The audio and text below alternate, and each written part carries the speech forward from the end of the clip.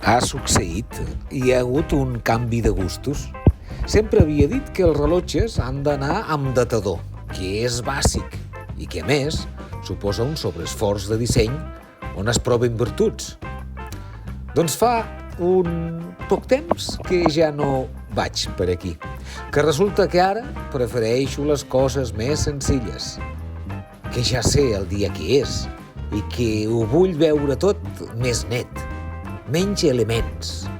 Assisteixo amb perplexitat a l'extraordinària velocitat amb què en rellotgeria canvien les meves preferències.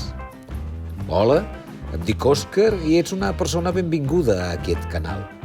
Abans de marxar, si et plau, fes un m'agrada, que és un instant de la teva vida que m'han dit que és vital per a mi. Gràcies i recorda que un rellotge i un dibuix fan biografia.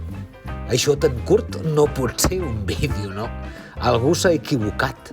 I què fa aquest pollastre aquí?